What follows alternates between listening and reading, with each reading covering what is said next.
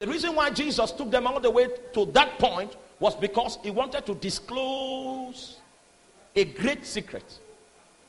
And the secret he wanted to disclose was that he was also constructing. Just like Philip was constructing the city of Philippi, he was also involved in a construction project. But it happens to be that his construction project is not an earthly project, it's a spiritual project. But you see, you can now understand his project when the environment is speaking construction. Did you get it to that point? Now, and somehow, Jesus, who prior to this time was not concerned about what people said about him, suddenly became concerned. And then was throwing out questions and questionnaires in town. Who do men say that I am? It may surprise you to know that Jesus wants to know what a generation says about him. It may surprise you to know that Jesus wants to know what the church says about him. And so he said, who do men say that I am? And there were a catalog of answers.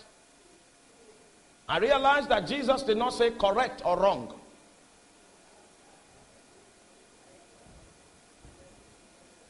Well, he decided eventually to narrow down the scope of the research.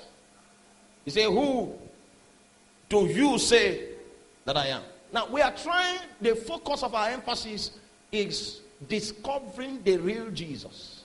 And that's why those questions went out. Who do you say that Jesus is? What is your testimony of Jesus? Now, become as we advance. Amen. Who do you say that I am? And spontaneously, Peter seized the moment. And he brought his historic confession. He said, thou art the Christ. Thou art the Son of the living God. Notice again that Jesus did not say correct.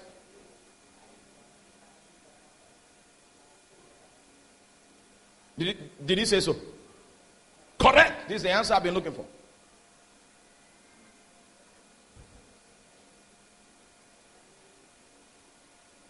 Jesus began to explain the mechanism behind the response of Peter. He didn't say whether Peter was correct. He said that confession was based upon the revelation from the Father.